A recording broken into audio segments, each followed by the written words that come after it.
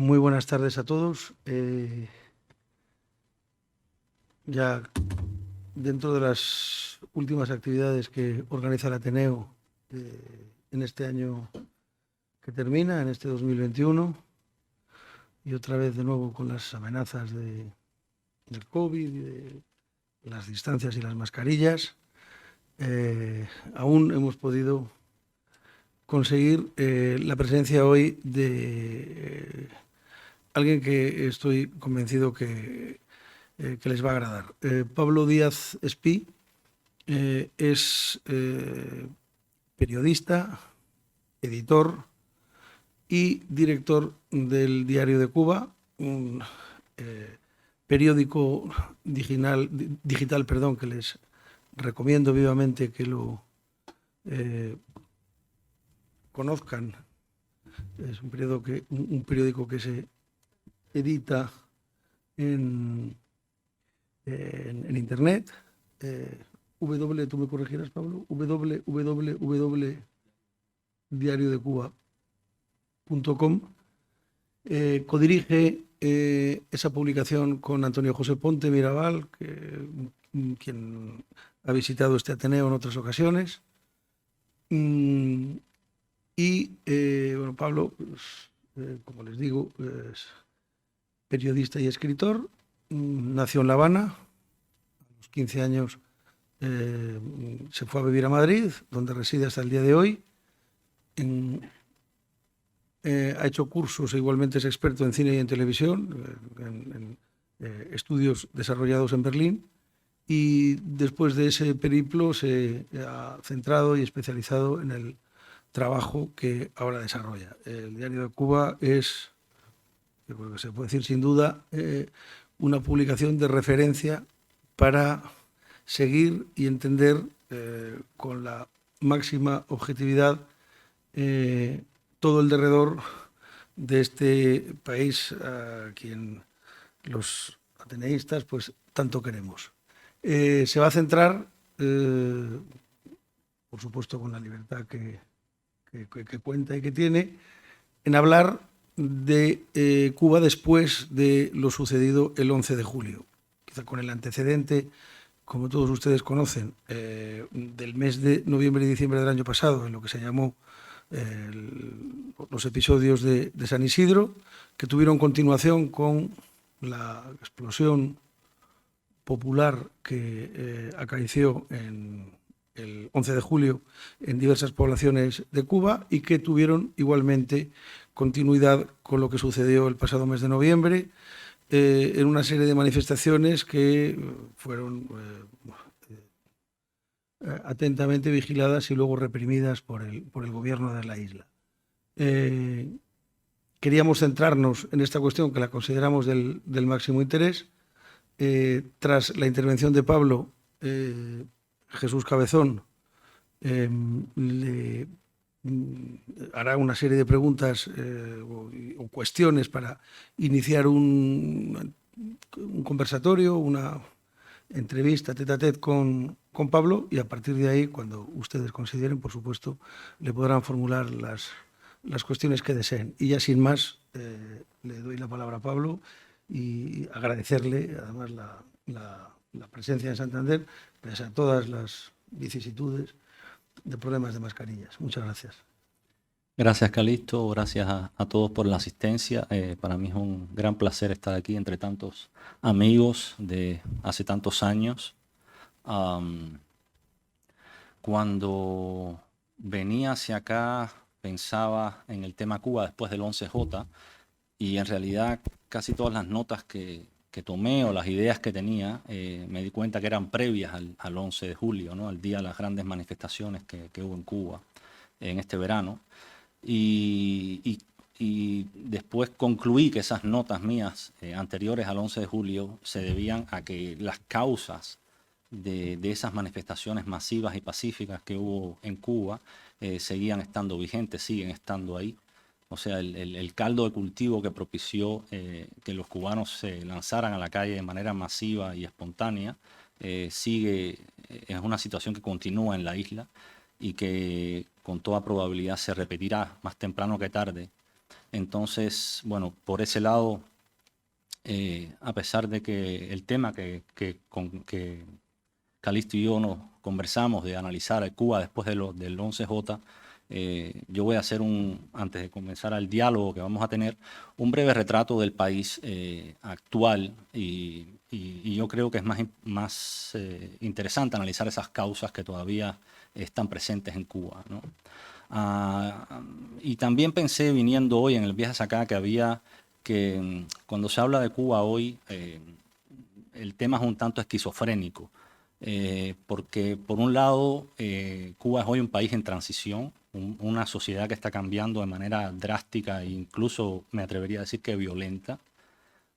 Y sin embargo, muchos reportes de prensa, las interpretaciones, análisis, conversaciones en las que he estado en los últimos tiempos, aún parten de Cuba como ese país estático que fue durante décadas, ¿no?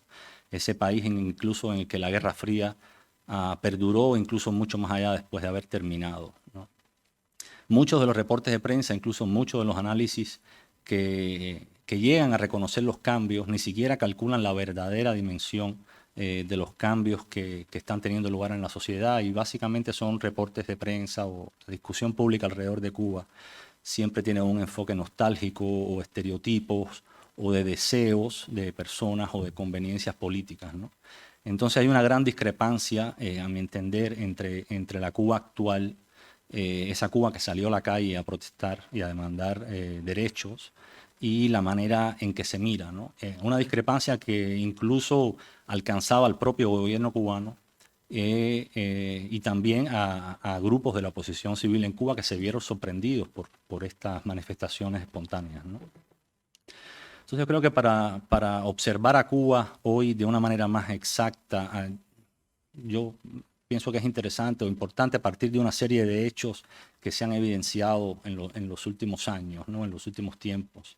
El primero de ellos es que hablamos de un gobierno, un régimen en estado terminal, abocado a desaparecer, pero a su vez experto en prolongar esa agonía, ¿no? Esa agonía final. Un gobierno que ha apostado todo en una huida hacia adelante, rehusando cualquier tipo de diálogo, de compromiso o de escuchar, digamos, a la sociedad, ¿no? La crisis económica y social se ha recrudecido brutalmente, incluso en términos cubanos, que somos expertos en crisis económicas y sociales.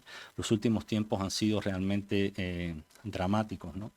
Entonces, bueno, ese es un hecho. Otro hecho es que hablamos de un régimen irreformable por su propia esencia de todo o nada, ¿no? Un régimen que parte de una base de intolerancia, de reconocimiento de cualquier disidencia, construido a partir del control total de la sociedad, ¿no?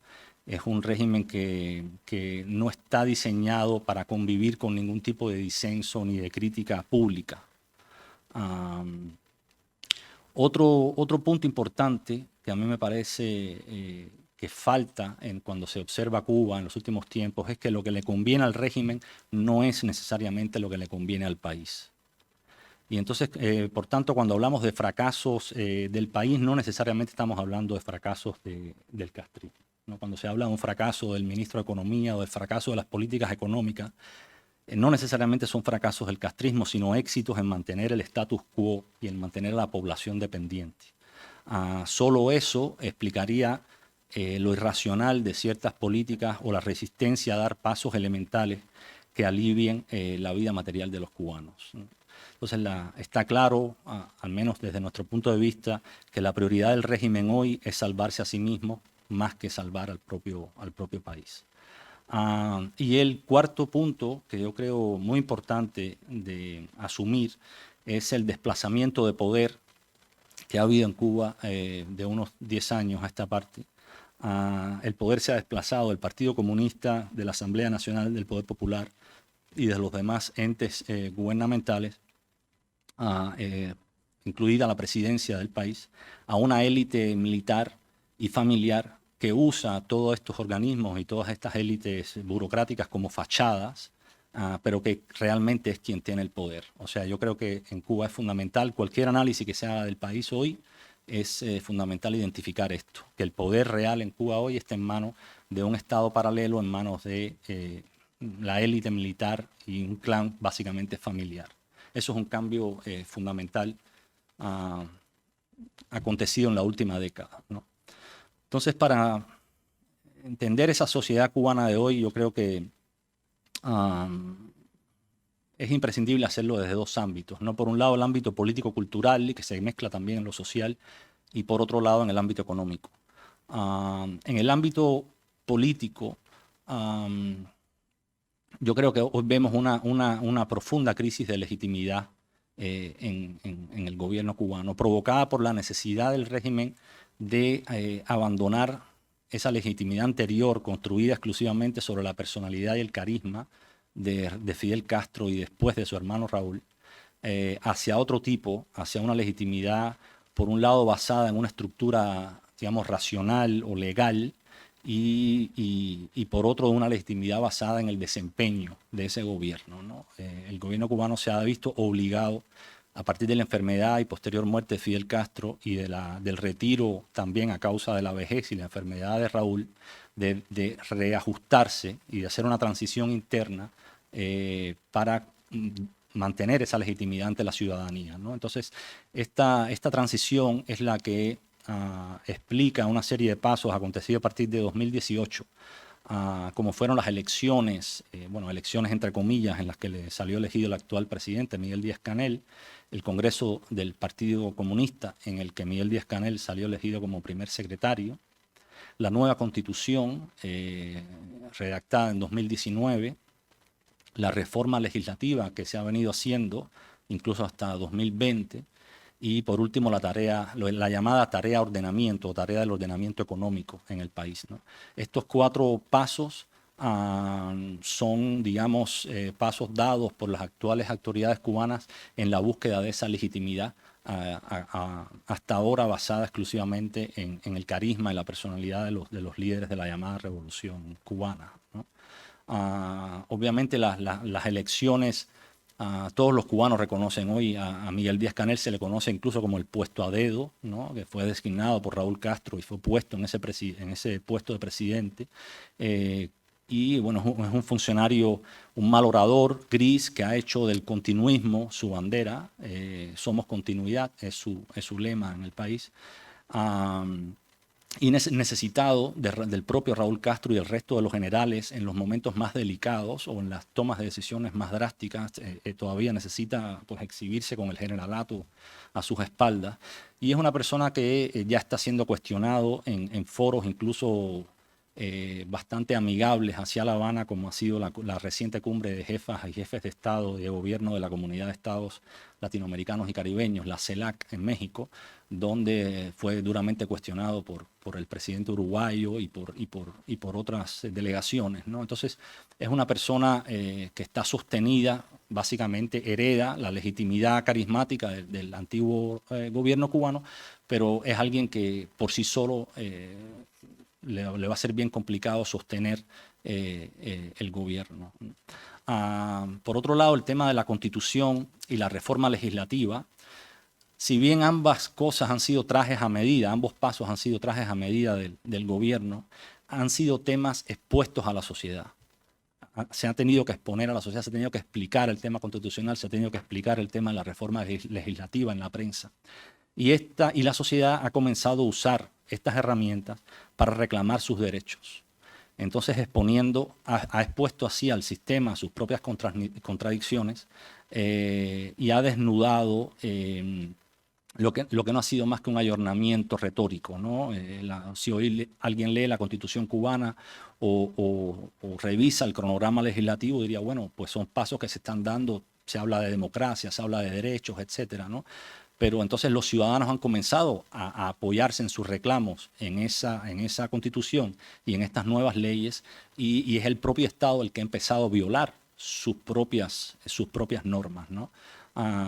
Muy recientemente vimos al presidente del Tribunal Supremo, después de las manifestaciones del 11 de julio, con centenares de cubanos en las cárceles, decir que manifestarse, decir en televisión que manifestarse era un derecho, ¿no? Entonces ya el gobierno empieza a entrar en esas contradicciones internas, en las cuales las propias leyes dictadas por el propio gobierno comienzan a ser usadas por los ciudadanos en contra de las violaciones de los derechos civiles en el país, ¿no?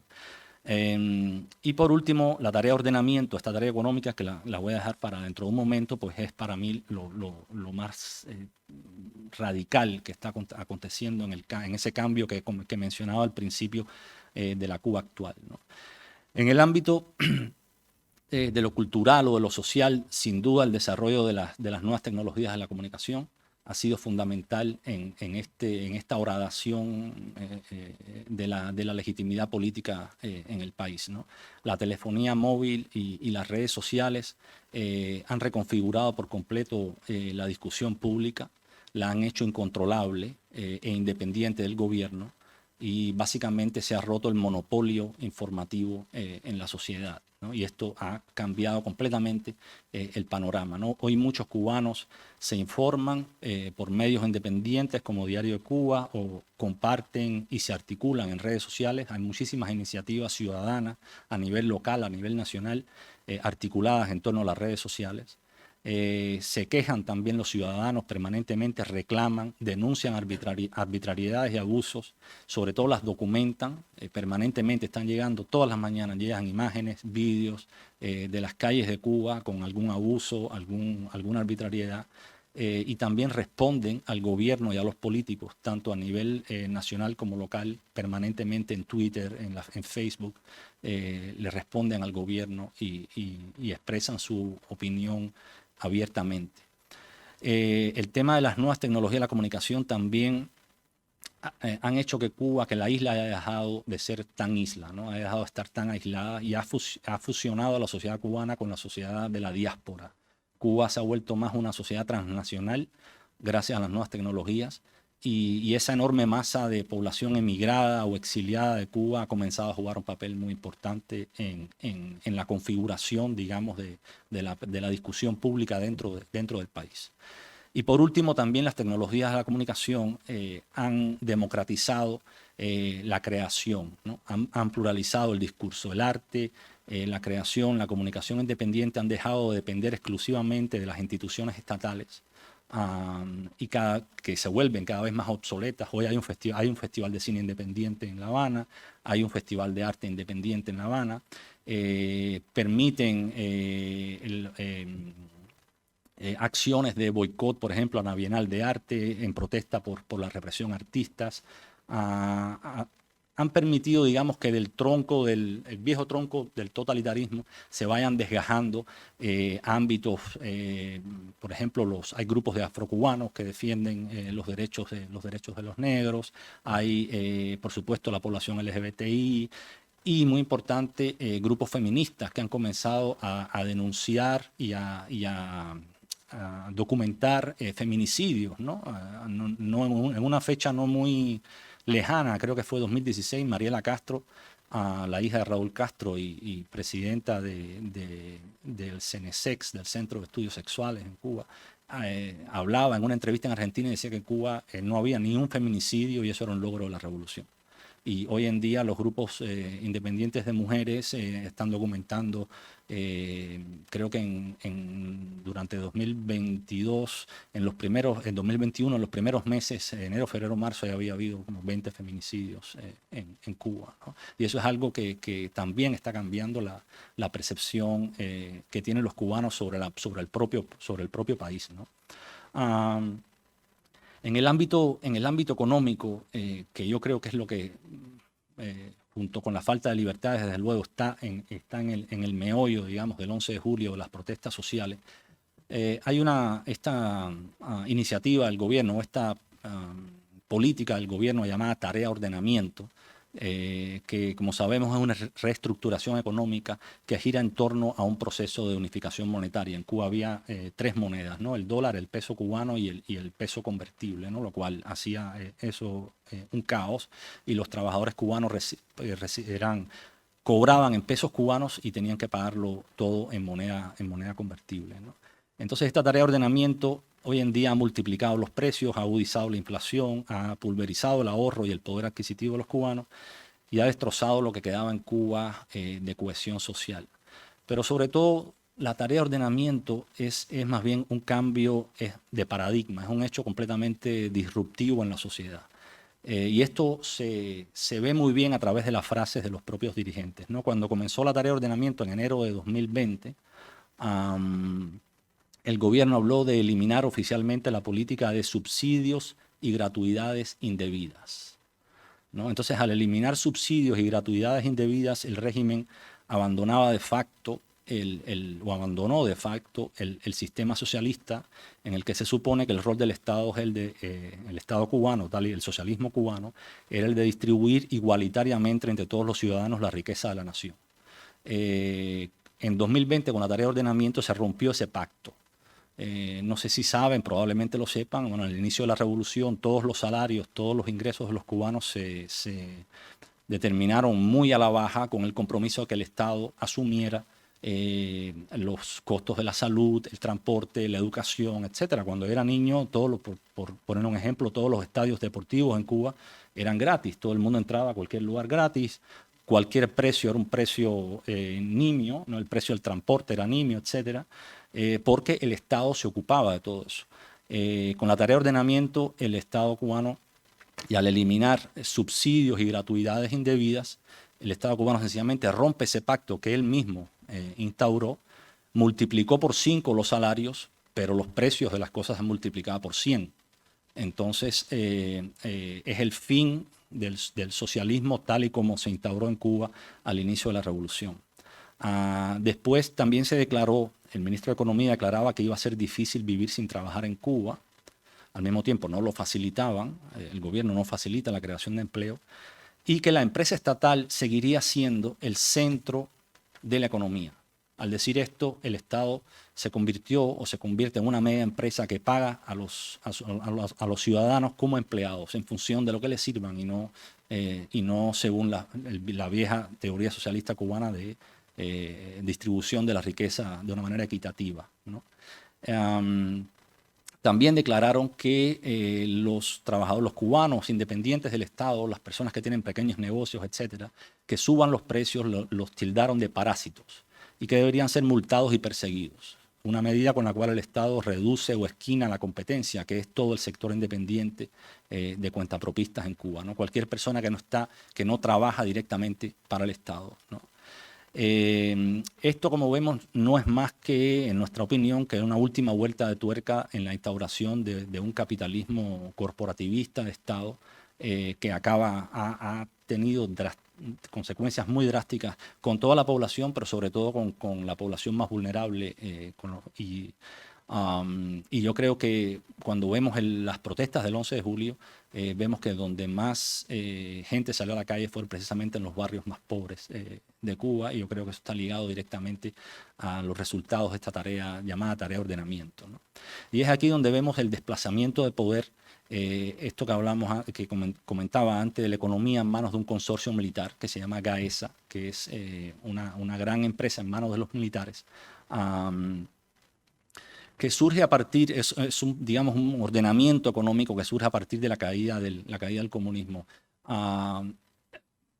La sociedad cubana o la economía cubana se gestionaba a través del clásico sistema socialista vertical, los ministerios organizaban la economía.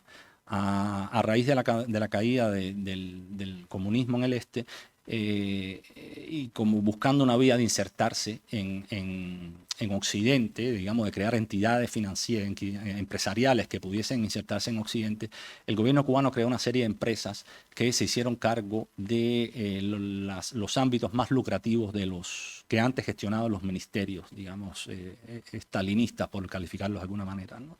Así, por ejemplo, una empresa como Ascuba, una empresa privada, nadie sabe quiénes son los accionistas, comenzó a ocuparse, por ejemplo, de la exportación del azúcar. Antes había un ministerio del azúcar.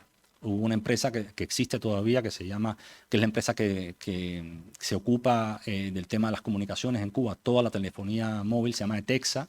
antes había un Ministerio de Comunicaciones, ¿no? O el Ministerio de Salud se desmembró y todo el negocio, o sea, la exportación masiva de médicos cubanos al exterior pasó a manos de una empresa que se llamaba se llama la Comercializadora de Servicios Médicos Cubanos. Entonces fueron un desgajamiento de todos los ministerios en empresas cuyas balances, juntas directivas, etcétera, no se conocen. De todas estas empresas, la más grande es Gaesa, es una empresa que controla nada más y nada menos que el envío de remesas de cubanos en el exterior a Cuba, controla el cambio, controla todas las telecomunicaciones en el país, controla todo el turismo en el país, gran parte del comercio minorista. Es básicamente un estado paralelo. El presidente de Gaesa es el ex yerno de Raúl Castro. Y es, digamos, como el sumum de este capitalismo corporativista que hoy se está o ya está instalado en Cuba, ¿no? Algunas de las cifras que dan dimensión de esto en 2021 son cifras oficiales dadas por el Organismo Nacional de Estadística en Cuba. En 2021, en plena pandemia y con el turismo ausente de la isla, se invirtió 57 veces más en turismo que en salud en Cuba. El 45.5% de la inversión del país en 2020 fue en hoteles, en servicios, o sea, servicios empresariales, actividades inmobiliarias y de alquiler, frente al 3.1 dedicado a la agricultura, el 0.8 dedicado a la salud pública o el 0.6 dedicado a las ciencias de la innovación. En el país se han construido 57 hoteles entre 2017 y 2019, cuando la ocupación, previa a la pandemia, la ocupación hotelera era de 36.8% tan solo. O sea, el Estado invirtiendo masivamente en la construcción de hoteles semivacíos, obviamente, ¿no? Han causado mucha conmoción en los últimos 2 meses, 2 noticias de barcos en 2 ocasiones descargando coches nuevos para alquiler a turistas en Cuba, en un país en el que estaba muriendo la gente hace poco con COVID-19 por la falta de ambulancias, ¿no? Entonces los cubanos a través de las redes sociales han fotografiado y han filmado y han documentado cómo han llegado 2 barcos a La Habana con centenares de coches nuevos dedicados al turismo, y esto, por supuesto, ha causado gran enojo y ha sido causa de denuncia por parte de los ciudadanos, ¿no? Entonces, bueno, este fue el escenario un poco que dio lugar al 11 de julio. Yo creo que a partir del 11 de julio lo más importante que ha pasado, y ya con esto termino y podemos comenzar a conversar, ha sido que se quebró el teatro de la unanimidad que necesita el régimen cubano. El castrismo necesitaba el teatro de la unanimidad para funcionar. O sea, hacer creer que recibía un apoyo unánime de la población. Eso se quebró y ahora se está gestionando, bueno, pues cómo convive ese sistema con una respuesta pública permanente, ¿no? En ese sentido, el 11 de julio es definitivamente un parteaguas, con muchísimas personalidades públicas cubanas que viven dentro de la isla solidarizándose con los reclamos prodemocráticos y criticando los desmanes arbitrarios del régimen, y a la espera además con decenas de cubanos que están presos y condenados a larguísimas penas de cárcel de hasta 20 y tantos años, juicios que están aconteciendo en estos días. O sea, antes del 31 de diciembre al menos ya habrá algunas sentencias, y vamos a ver qué pasa. Esas fueron las causas que dieron lugar al 11 de julio. Son causas que permanecen, están ahí. El régimen ha acudido a una represión desmedida. Hay decenas y decenas de personas, de presos políticos sin cargos desde hace meses, sin juicios. Han sido torturados, han sido interrogados. Conozco a varios. Me reuní hace muy poco con un artista que estuvo 90 días preso en la cárcel de la seguridad del Estado. O sea, no preso, sino siendo interrogado en las dependencias de la policía política. Ha aplicado la represión abierta, disuasoria por un lado. Ha abierto el régimen la emigración hacia Nicaragua para que se vayan los más descontentos. O sea, Daniel Ortega eliminó el visado para los cubanos. Ahora los cubanos pueden irse sin visa, no requieren visa para irse a Nicaragua, y hay bueno, han colapsado todas las oficinas de Avianca y de Avianca no, de Copa, la línea aérea panameña y las demás líneas aéreas que vuelan a Nicaragua, están colapsadas de cubanos que están vendiendo todas sus pertenencias y yendo hacia Nicaragua con la idea de atravesar Centroamérica y llegar a los Estados Unidos. Entonces, represión abierta, facilitar la emigración de los más desesperados, los más descontentos, y de muchas donaciones de Rusia, Nicaragua, etcétera, algo de comida para los barrios más desfavorecidos, han sido, digamos, los parches que están poniendo las autoridades, pero las causas que mencionaba al principio siguen ahí.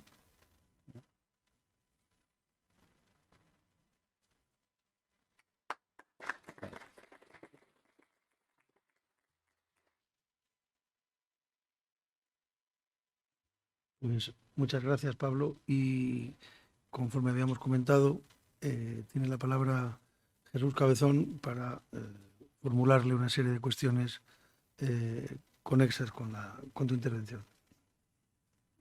Pues gracias. Bueno, me ha encomendado Calixto que preparara algunas cuestiones para plantearlas en este diálogo, en este debate sobre Cuba. Esta Cuba que nos han presentado, donde se ha quebrado la unanimidad, una Cuba en este momento llena de contradicciones. A mí me resulta, siempre que hablo de Cuba, tengo siempre un prurito de poner por delante que el futuro de Cuba no nos corresponde a nosotros. El futuro de Cuba debe estar en manos del pueblo cubano. Lo decía Obama en su discurso en el Teatro Alicia Alonso en marzo de 2016. Pero bueno, en todo caso, nos conviene debatir y conocer la realidad cubana. Y yo, para abrir un poco el debate, En Cuba existía el Departamento América, en las escuelas de Pinar del Río, una oficina que gestionaba Manuel Barbarroja Piñeiro, que era casualmente, no casualmente, era el marido de Marta Harnecker, y es el departamento era el responsable de apoyar a los grupos guerrilleros y revolucionarios. Era una especie de servicio exterior paralelo. Este Departamento América desaparece en 1991 como consecuencia de la extinción del bloque soviético y de la crisis que ocasiona esta extinción en Cuba, y se convierte en el área América, que es la rama del Departamento de Relaciones Exteriores del Partido Comunista Cubano. Bien, este régimen, que ha apoyado a los grupos guerrilleros y revolucionarios del mundo, el cubano acogió en La Habana la negociación del gobierno de Colombia con las FARC, la guerrilla colombiana con la intermediación de la diplomacia noruega. Dentro de esas contradicciones yo te pregunto, ¿por qué ese mismo régimen cubano que acepta esa negociación del gobierno de Colombia con las FARC no acepta que su revolución está agotada? ¿Y por qué no permite un proceso para avanzar hacia un régimen de libertades, un régimen de respeto a los derechos individuales y colectivos, salvaguardando los logros sociales de la revolución, el derecho a la educación o la sanidad? Gracias, Jesús. No solo las conversaciones de paz de Colombia, incluso se reunieron en Cuba después de 1000 y tantos años el patriarca de Constantinopla y el Papa. O sea, ellos son especialistas en promocionar diálogos ajenos, y cuando ellos quieren hablar con alguien siempre se dirigen a promocionar un diálogo con la Casa Blanca, con los Estados Unidos, todo menos el diálogo interno con otros cubanos, ¿no? Entonces ellos son especialistas en organizar bailes ajenos, pero ellos mismos nunca quieren bailar. ¿Por qué? Bueno, creo que para un gobierno dar ese paso de firmar su propio fin, y como yo decía, el castrismo es irreformable, tiene que llegar a un punto, a una encrucijada en la que realmente sea eso o lo peor, ¿no? O la violencia.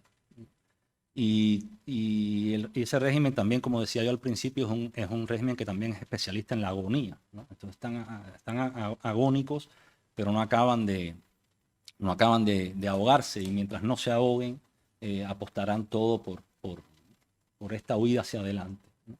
¿Por qué? Yo creo también porque quienes están en el poder hoy en Cuba es una generación ya más joven, ¿no? Esta generación de yerno de Raúl Castro, el hijo de Raúl Castro. ¿Quiénes son estas personas? Pues son gente menores de 60 años con muchísimos intereses económicos, que ya no responden a la lógica ideológica a la que respondió en un inicio Fidel Castro. Ni siquiera tienen esa ambición imperial que tenía Fidel Castro, y cuando yo hablo de ambición imperial me refiero, bueno, a la presencia cubana en África, en guerras en África, a los intentos de subvertir el orden en distintos países de América Latina. Ya esa ambición no está presente en estas nuevas generaciones, es más un cálculo netamente económico, capitalista. Se visualizan el futuro, esta construcción desmedida de hoteles, etcétera, pues visualizan, a veces digo, bueno, era el sueño de Batista, Fidel Castro lo va a cumplir, o la revolución va a cumplir el sueño de Batista, finalmente, que era construir hoteles, ¿no? Y Batista se lo daba a Meyer Lansky, se los daba a Santo Traficante, que visto hoy son unos niños de teta al lado de lo que estamos viendo hoy, ¿no? Entonces es una gran paradoja que el sueño batistiano lo va a culminar, o lo quiere culminar la revolución. Bien, seguimos en este diálogo. Desde 2014, durante la administración de Barack Obama, se relajan las sanciones contra Cuba, sanciones que estaban vigentes desde 1960. Por su parte, Raúl Castro deroga algunas prohibiciones y eso genera un cierto crecimiento en la economía. Sin embargo, llega 2020, la situación económica vuelve a empeorar debido a la ineficiencia de los gestores de la economía cubana, debido a la ineficiencia de su burocracia, también a las sanciones dictadas por el entonces el nuevo presidente Donald Trump, además de la caída del turismo y los efectos de la pandemia. Como tú has comentado, la reforma monetaria desató una alta inflación y comenzaron a aparecer nuevas filas para la adquisición de medicamentos. El propio gobierno cubano optó por desarrollar su propia vacuna contra el COVID-19 en lugar de acudir al mercado internacional, y eso, lógicamente, pues retrasó la vacunación en la población cubana. A medida que los casos de la COVID-19 aumentaron en Cuba, pues muchos trabajadores tuvieron que dejar de trabajar por las cuarentenas, agudizando aún más la situación económica del país. Y yo me planteo, ¿podemos pensar en un nuevo proceso de negociación y que una postura inteligente del gobierno cubano facilitara que la administración del actual presidente Biden pudiera recuperar las posiciones de Obama? Yo lo veo bastante difícil. Varios de los funcionarios de la actual administración Biden eran los funcionarios de la administración Obama. Varios de los protagonistas de ese acercamiento entre los Estados Unidos y Cuba fueron protagonistas, hoy están en cargos de responsabilidad. Por tanto, vivieron la estafa, se quemaron políticamente en el acercamiento de Obama. Hay una cosa muy importante. En el momento de las negociaciones, de las largas negociaciones entre la administración de Obama, la administración demócrata y el gobierno cubano, era posible o fuera posible hacerlo de una manera de espaldas a la luz pública. Fue posible hacerlo bajo cuerda, digamos, ¿no? Hoy en día, después del 11 de julio precisamente, es imposible. O sea, ¿quién va a negociar con un régimen que ha matado, y ha apresado y ha reprimido abiertamente a sus ciudadanos bajo cuerda? O todo tiene que ser público, ¿no? Yo, por estos funcionarios con los que he hablado de la administración norteamericana, con los que a mí me queda claro que la decepción que tienen la entiendo, porque si el castrismo hubiese respondido a la oferta de la administración de Obama, la administración demócrata, con el mismo entusiasmo, el posterior gobierno de Trump no habría podido hacer nada, no habría podido recrudecer las sanciones. Al contrario, yo pienso incluso que se hubiera sumado a esa apertura. El punto clave de esas negociaciones, ¿por qué no trascendieron? Los cubanos nunca permitieron, no estuvieron de acuerdo en que las empresas norteamericanas o en general empresas extranjeras contrataran a cubanos directamente. No sé si saben que en Cuba cualquier empresa que vaya a Cuba no puede contratar libremente a sus empleados, sino que tiene que acudir a una empresa empleadora del Estado cubano, que es quien le dice a quién puede contratar, y a su vez este empresario le paga a esa empresa del Estado, que se queda con el dinero y le da un nimio % a los trabajadores. El gobierno americano en ese momento dijo, mira, nosotros no podemos hacer eso, la legislación norteamericana la prohíbe y además tendríamos unas miles de demandas al otro día. Entonces necesitamos poder contratar directamente a cubanos y pagarles directamente. El gobierno cubano no aceptó eso y se equivocó completamente porque apostaron todas las cartas a una victoria de Hillary Clinton después de Obama, como mucha gente en el mundo que pensó que después de Obama iba a ganar Hillary Clinton. Y pensaron que iban a tener 4 años más de tirar de esa cuerda.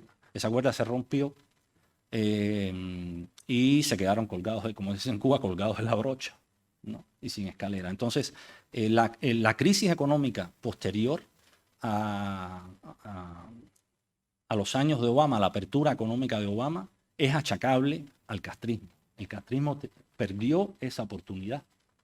Por miedo, Fidel Castro, la soflama de Fidel Castro seguida del discurso de Obama, la intervención de Obama en La Habana, en los ataques, y después por la cautela y las negativas y el mal cálculo político de pensar que tenían todavía años por delante, ¿no? Entonces yo creo y ahora vemos que, bueno, somos continuidad, es el lema de Miguel Díaz-Canel. Yo no veo ahí ninguna otra política. Después vino el tema de los ataques sónicos, que es algo que complica aún más la cosa. Yo veo al gobierno cubano acudiendo a las mismas estrategias y una y otra vez, como la presión migratoria a través de Nicaragua. No veo realmente ninguna medida de calado que los norteamericanos puedan interpretar como, bueno, se están dando pasos realmente profundos y decisivos hacia adelante, ¿no? Entonces, no veo una actitud inteligente por parte del gobierno cubano, al cual considero responsable de la crisis económica que sobrevino en la isla después de la apertura de Obama, y al cual considero incluso responsable de la existencia del embargo, porque políticamente no han hecho absolutamente nada por salir de ahí. Entonces no veo una postura inteligente o proclive al diálogo constructivo y legítimo por parte del gobierno cubano, y veo muchísima cautela por parte de la administración Biden de volver a caer en la misma trampa en la que cayó Obama. Que por otro lado a mí me pareció fascinante la alternancia de esas dos administraciones, ¿no? Porque yo creo que en la apertura de Obama, seguida del cierre del recrudecimiento de las sanciones por Donald Trump, el gobierno cubano tiró las cartas sobre la mesa y se vio sus verdaderas intenciones. Y las verdaderas intenciones es el capitalismo corporativista lleno de hoteles, La Habana, hoteles de 30 plantas rodeados de casas paupérrimas, sin agua potable, con niños sin zapatos. Eso es lo que quería el gobierno cubano, y a mí eso no me hacía como ninguna gracia. Yo pensé en ese caso, bueno, esto será, si esto cuaja, si este es el futuro, es una especie de putinismo sin recursos naturales, aunque ahora en Cuba hay oro parece, sin recursos naturales, a un nivel caribeño, pero en el que el Estado, digamos, comunista, castrista, muta en esa especie de poseedor de hoteles, etcétera, con la población alienada. Entonces, y yo creo que siguen todavía insistiendo en esa vía. Lo vemos en 2020 con el 45.5% de la inversión del país en hoteles. Entonces, siguen todavía elucubrando ese camino. Yo lo veo complicado. Hombre, realmente sí es penoso, visto desde la perspectiva nuestra, desde fuera, ver cómo se diluye el entusiasmo por las medidas de Obama, la llegada de Obama a La Habana, su paseo, su estancia, su discurso en el Teatro de Alicia Alonso, su presencia en el partido de béisbol entre la selección cubana y el equipo de Estados Unidos, el concierto de los Rolling Stones, es decir, la presencia de empresarios norteamericanos afines a los cubanos. Y todo eso se ha diluido, y si hoy uno analiza con objetividad la realidad social y política de Cuba, pues podemos deducir que se ha manifestado, y el 11 de julio es un hecho, el hartazgo de una población cansada de las restricciones, cansada de la pobreza, cansada de la asfixia política, donde el silencio se vuelve a imponer sobre cualquier posibilidad de diálogo. Podemos seguir pensando que la comunidad internacional, la Unión Europea, Washington, España, etcétera, propicien que se encuentren espacios de libertad y de diálogo. Y yo me pregunto si hay soluciones. Y honestamente no me parece fácil. Y no me parece fácil porque el embargo de Estados Unidos no se va a levantar. Requiere un debate interno en Estados Unidos muy complejo. No se va a levantar ese embargo. El régimen cubano no parece que vaya a cambiar. Y los países democráticos, lo que se llama la comunidad internacional, pues no van a poner este debate en el primer punto del orden del día, sino que, bueno, van a levantarse algunas protestas diplomáticas y poco más, porque las prioridades de la comunidad internacional van hoy en otras direcciones y tengo la impresión de que Cuba importa relativamente poco. El ejemplo de la retirada de Estados Unidos de Afganistán es un ejemplo de cómo la comunidad internacional, expresada en ese caso por Estados Unidos, tiene algunas otras prioridades. Y la isla caribeña, pues interesa e importa, pero en la medida en que resguardemos los intereses económicos de Meliá, pero poco más. Esa impresión tengo. No sé si esa impresión de que no hay soluciones a corto plazo es también la tuya. No lo sé, antes del 11 de julio, nadie lo preveía el mismo 11 de julio. Eso surgió de un momento a otro. Eso siempre es un poco imprevisible, ¿no? Difícil va a ser. Acabamos de ver,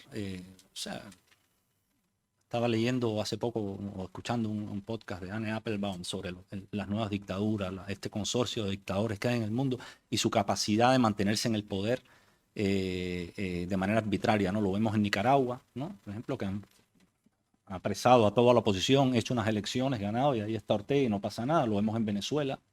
Y obviamente fácil no va a ser.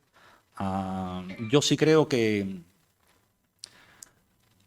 coincido contigo en que la variable embargo de Estados Unidos es una variable fija en esa ecuación. No vale la pena ni siquiera discutir sobre ella porque está ahí y estará, independientemente de lo que cada quien piense de eso. Pero yo sí creo que hay otras variables que pueden, más allá de lo imprevisible, que sí pueden alterar grandemente la ecuación. Una de ellas, obviamente, yo creo que es la muerte de Raúl Castro.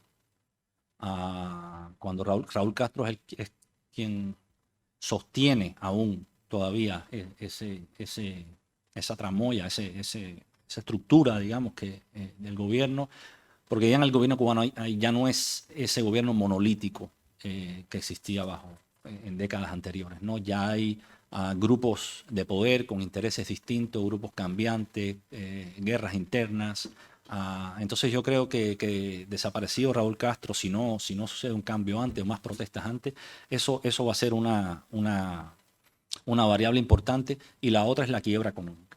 La quiebra económica, hoy hemos visto, o sea, lo que están comiendo los cubanos hoy. En Cuba es un país donde no hay medicamentos, el más mínimo medicamentos no existe, todos los hospitales están quebrados, la insalubridad es brutal, y el régimen sabe que si abre la mano económicamente y libera las fuerzas productivas, eso le va a costar una cuota de poder que no está dispuesto a pagar. Entonces ahí hay un equilibrio muy, muy frágil.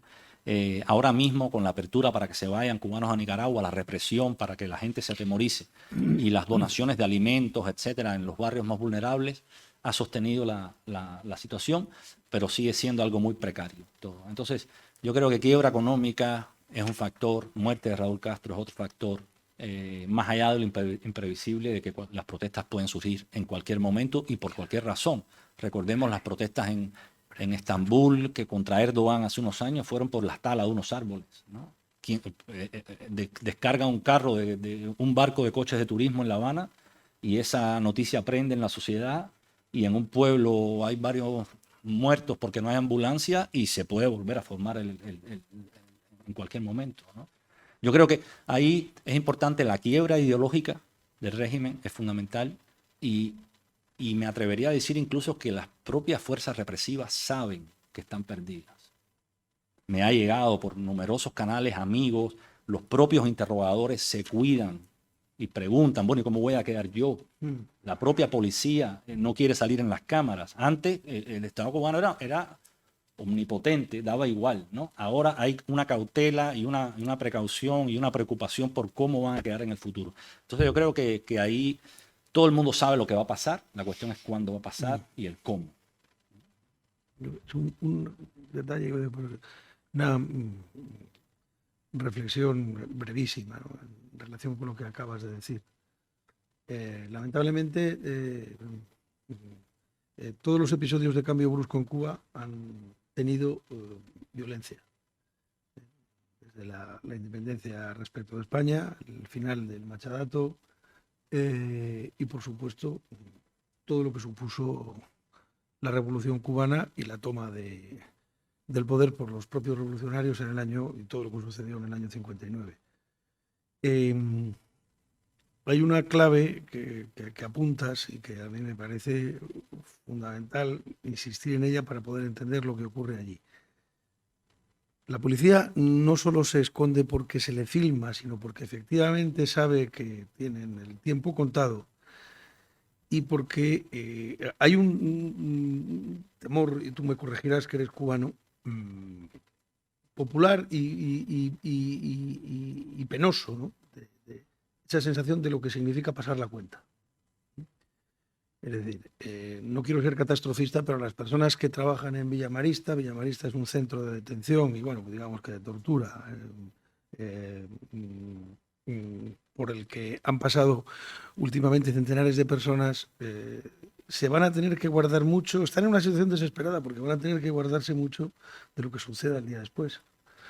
Porque no todo el mundo es muy pacífico, sino que hay una serie de gente y sobre todo la más, digamos, dentro de las clases especialmente populares que le tienen anotado el nombre y los apellidos, ¿no?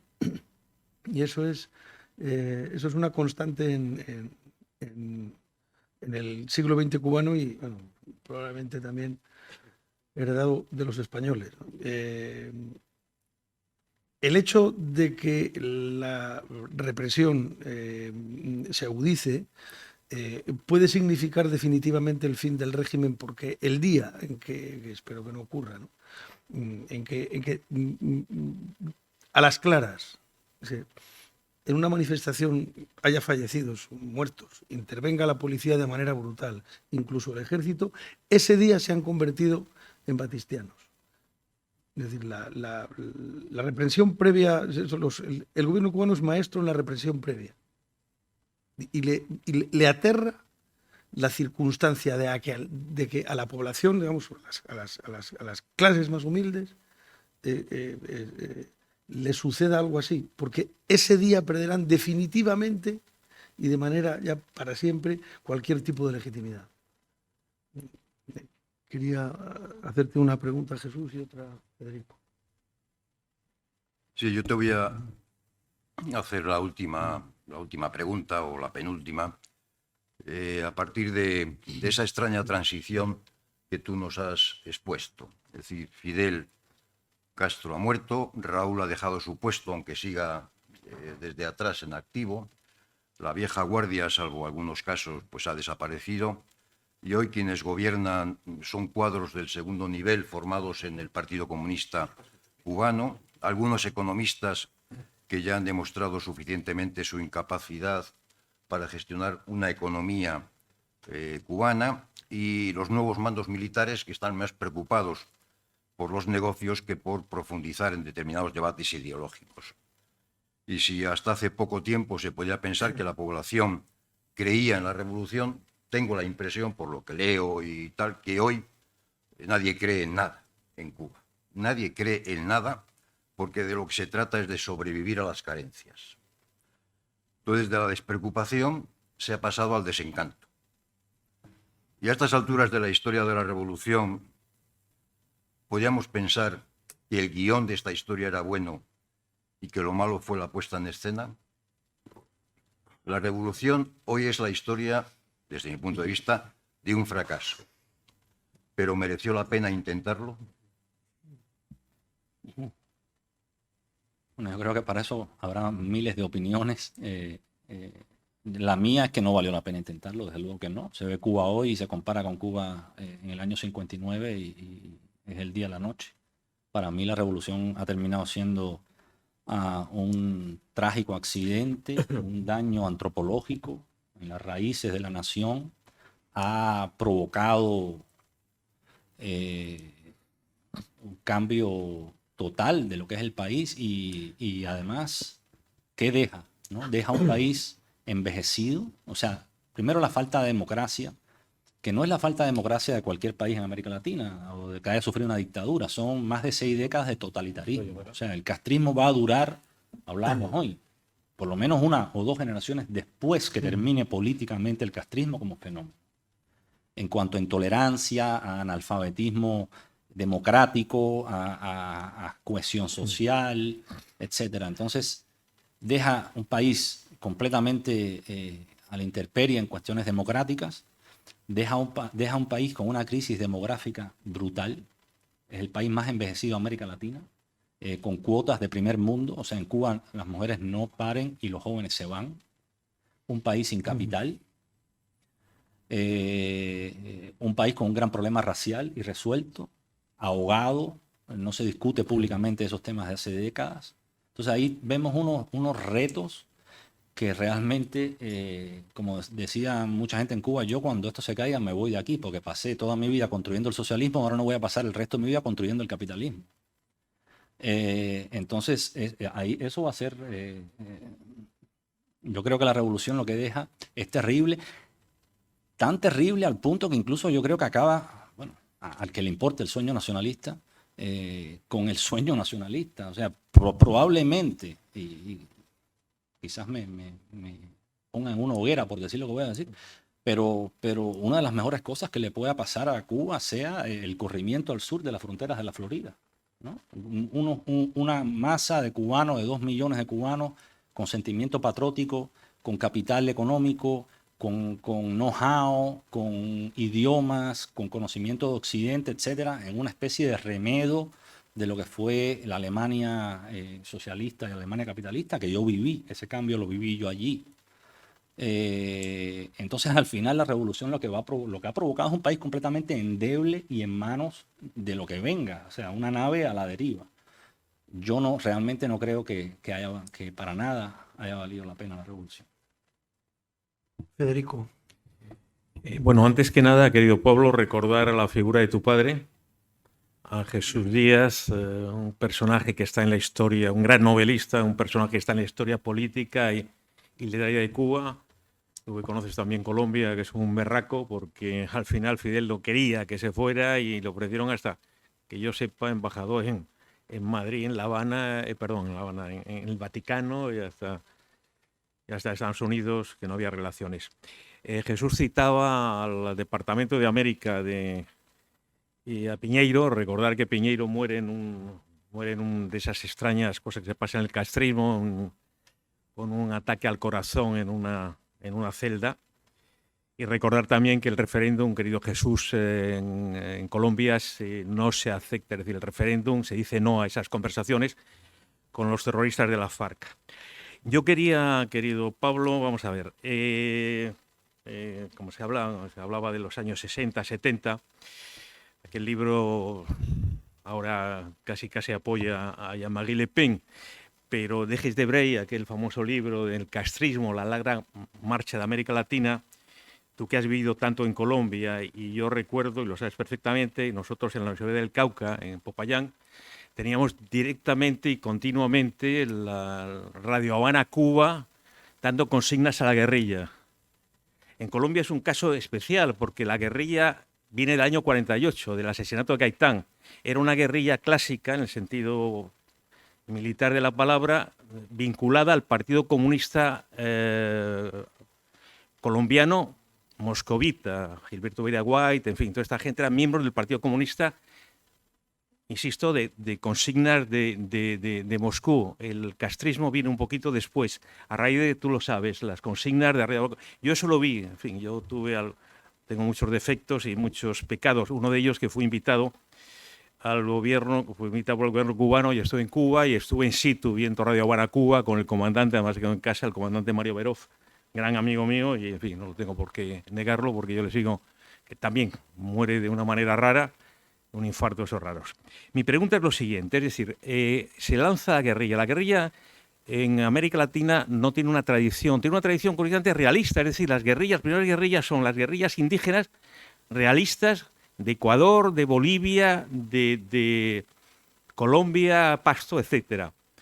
Y curiosamente también la guerra cristera y tal, porque la Revolución Mexicana son rurales, pero la guerrilla clásica, el foquismo, que lo lanza Ernesto Guevara, bueno, es una cosa, el foquismo simplemente, no hay condiciones subjetivas y objetivas en ningún país, pero un foco guerrillero bien organizado puede crear ese tipo de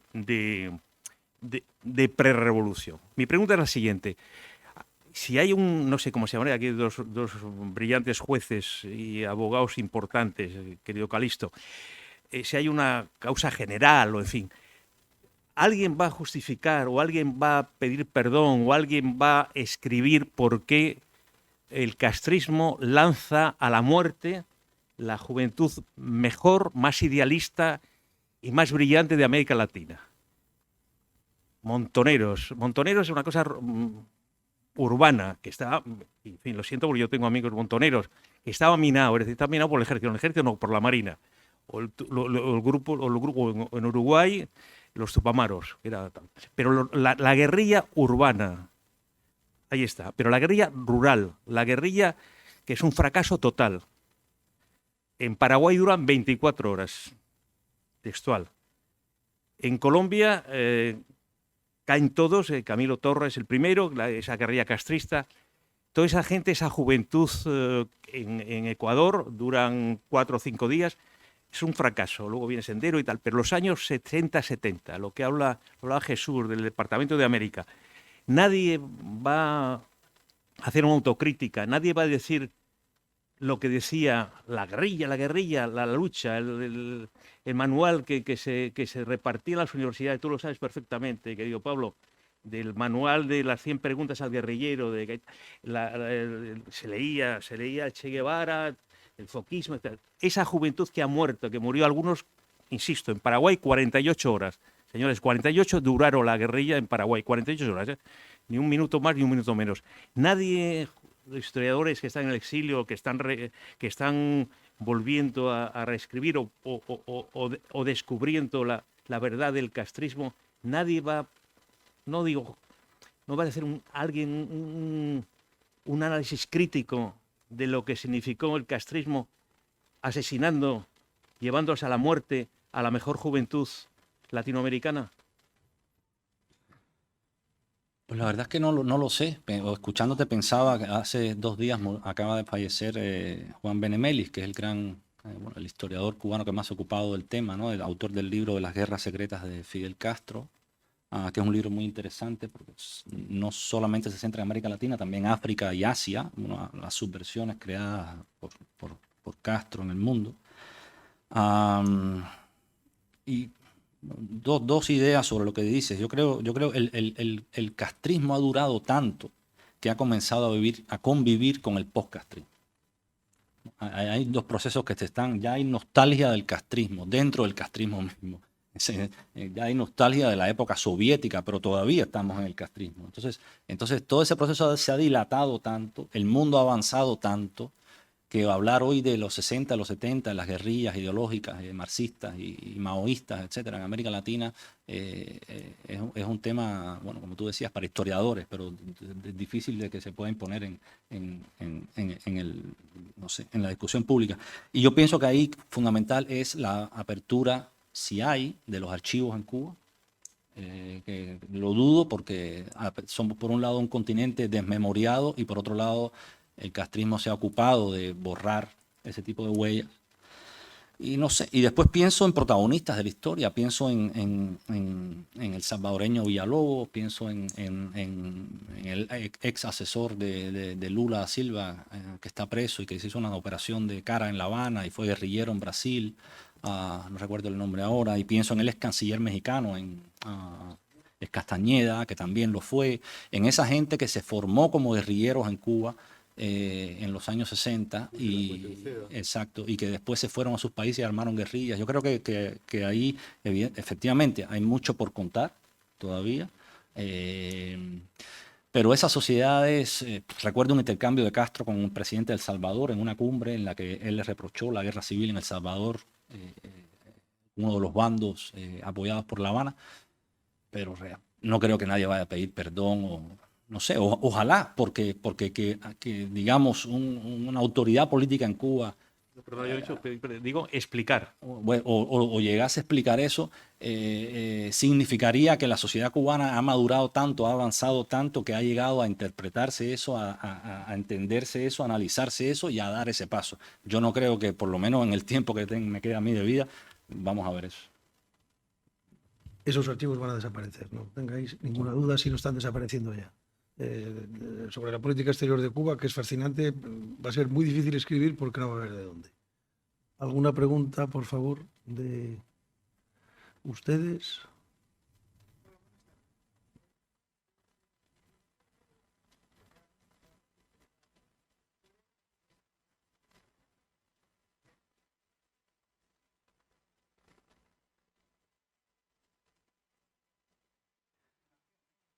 No, miles. O sea, los vuelos, sé que los vuelos están ya todos reservados hasta creo que febrero. De hecho, no hay más vuelos. Las colas, tenemos periodistas en Cuba que regularmente cada semana van a las oficinas aéreas y las colas son permanentes. Y no solamente en Nicaragua, hay un gran tráfico de cubanos actualmente hacia Grecia, o sea, vía Rusia, Macedonia y viniendo para acá. Los coyotes son cubanos. Yo conozco a varios en Madrid que han venido por esa vía. Sufriendo muchísimos también violaciones de sus derechos, viajan en camiones, son golpeados, devueltos, vuelven entonces es un éxodo que yo me atrevo a calificar de éxodo masivo, ¿no? El gobierno obviamente no habla de eso, la prensa nacional cubana no habla de eso, pero evidentemente, y una media de edad muy joven. Entonces, todos los cubanos que pueden se están yendo del país. Son miles. Eso está entroncado con el verdadero terror que le tienen a que la calle estalle otra vez. Porque les obligaría... está entroncado todo esto, que esa posibilidad de permitir esos desagües, por llamarlos de alguna manera, está directamente enlazado con el terror que le tiene el régimen a que haya cualquier tipo de subversión donde tenga que intervenir la policía o las brigadas 26 de julio con violencia de verdad, que tendría resultado de muertos, seguro. ¿Alguna cuestión más? Por favor.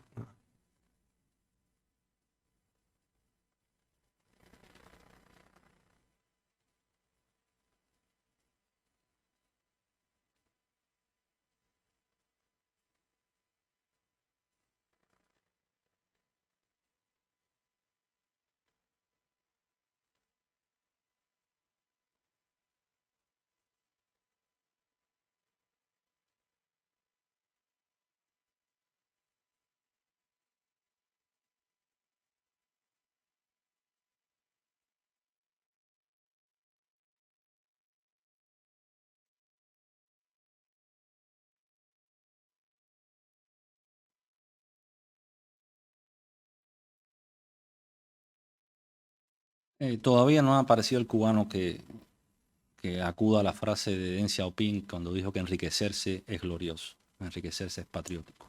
El gobierno cubano tiene aversión a que los cubanos se enriquezcan, se independicen del gobierno y funcionen como ciudadanos independientes. Eso por un lado. Entonces, por tanto, para ser chinos hay que construir un capitalismo autoritario, pero capitalismo. Hay que dar herramientas económicas a la población, y el gobierno cubano sabe que ese paso no lo puede dar, y no lo puede dar porque perdería el poder. Primero, porque en Cuba los chinos son, no sé, 1.000 millones, ¿no? En Cuba somos apenas 10. Y estamos a media hora de vuelo de los Estados Unidos. Entonces ahí el esquema chino no funciona. No funciona no ya el chino, ni siquiera el vietnamita.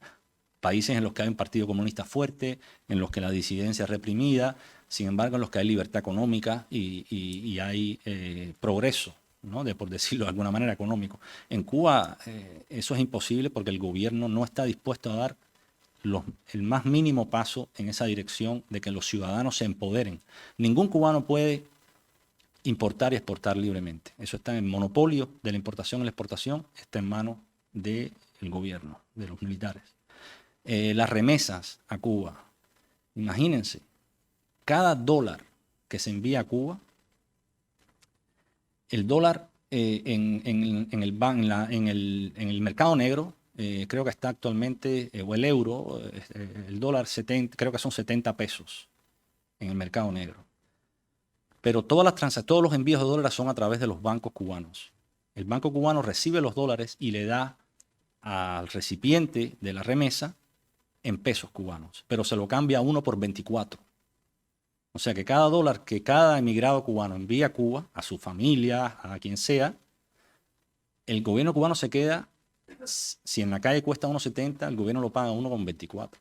Y además son dólares no para el emprendimiento, porque en Cuba no se pueden hacer empresas. No se puede, no hay estabilidad jurídica, no hay posibilidad, no hay personalidad jurídica para que los ciudadanos, la posibilidad de que los ciudadanos establezcan empresas. De ahí los eufemismos de cuentapropismo, trabajo por cuenta propia, licencia para no sé qué, no son empresas. Entonces, para construir un capitalismo a los chinos o a los vietnamitas ahí, tendría que ser otro país y otros dirigentes y otra mentalidad. Eso es imposible en el caso cubano. ¿Alguna cuestión?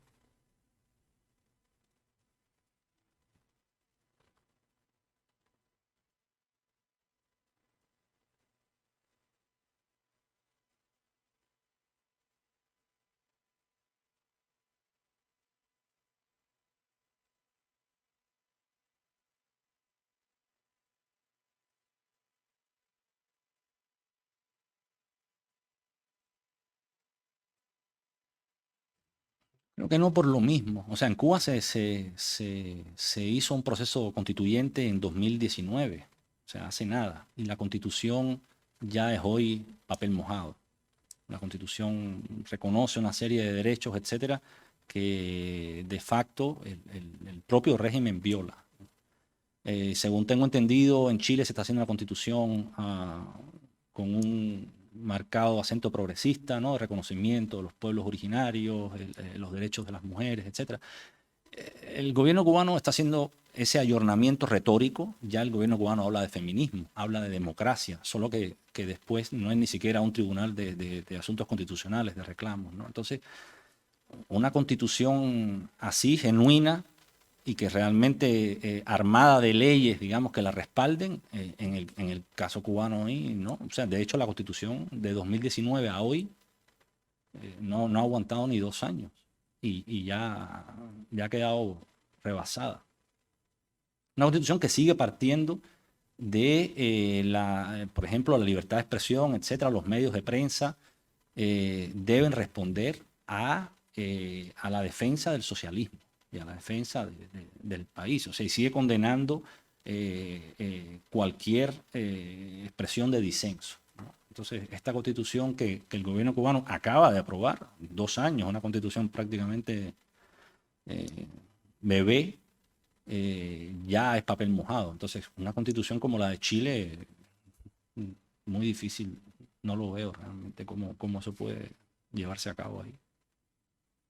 Tienen un referente perfecto, en la de 1940, que era la más avanzada América en aquel momento, y que con una serie de retoques bastaría. No hay político de la oposición cubana que no se refiera a la Constitución de 1940, incluso el fallecido abogado don Fidel Alejandro Castro Ruz, que dijo que lo primero que haría, según llegó al poder, era aplicar a rajatabla la Constitución de 1940. ¿Alguna cosa más? Perdón.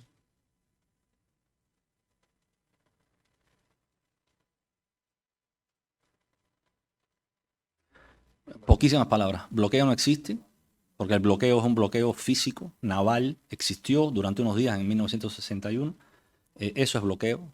El gobierno cubano usa la palabra bloqueo en una malinterpretación semántica con todo objetivo. Es un embargo norteamericano que consiste en la prohibición de que Cuba negocie con empresas norteamericanas o con empresas que tengan intereses en Estados Unidos, so pena de que estas empresas sean multadas por los Estados Unidos a causa de las nacionalizaciones y las confiscaciones que hubo en Cuba a raíz de tras la revolución, no indemnizadas. Entonces los norteamericanos dijeron, bueno, pues con Cuba no se puede comerciar. El gobierno cubano puede comerciar con cualquier país del mundo que no sean los Estados Unidos, con equipos, productos, etcétera, que no tengan componentes norteamericanos, ¿no?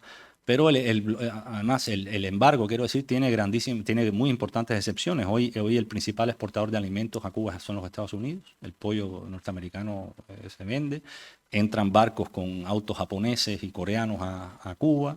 En fin, están todos los países de América Latina para comerciar con Cuba, España, el Club de París. Entonces, el bloqueo es básicamente entre la relación entre Estados Unidos y Cuba, y se ha recrudecido en cuanto a Estados Unidos también se abrió la capacidad de multar a cualquier empresa de tercer país que haga negocios con Cuba y que toquen a antiguas empresas de ciudadanos hoy en día cubanoamericanos confiscadas. Ese es el embargo, que no es lo mismo que bloqueo, que es la palabra que usa el régimen cubano y sus seguidores, ¿no? ¿Alguna última cuestión? Una última.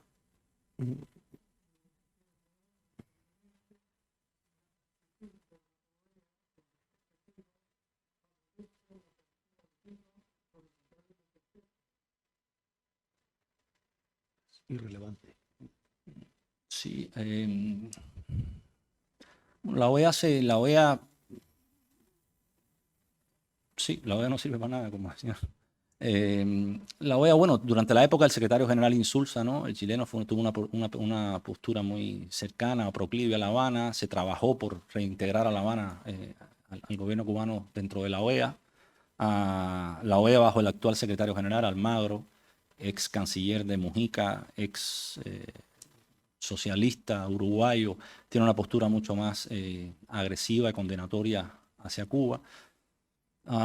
Ninguna de las dos ha funcionado. Cuba ha participado, el gobierno cubano, no Cuba, el gobierno cubano ha participado en cuanta cumbre, en cuanta iniciativa ha habido para socavar el poder de la OEA, ¿no? El ALBA, la propia CELAC, han propuesto modelos de asociación continental que excluyan a los Estados Unidos, etcétera. Yo creo que realmente la OEA hoy en Cuba juega un papel bastante limitado, ¿no? Aunque se ha expresado actualmente la OEA a través de Almagro, he estado ahí varias veces y es una postura claramente crítica hacia el gobierno cubano. Pero me imagino, o sea, calculo que pueden hacer bastante poco más allá que denunciar la falta de libertades en el país. Bueno, vamos a cumplir los horarios y vamos a darle un aplauso a Pablo, que creo que nos ha dado una magnífica exposición respecto a su país. Muchas gracias a todos y muy buenas tardes y feliz Navidad para todos.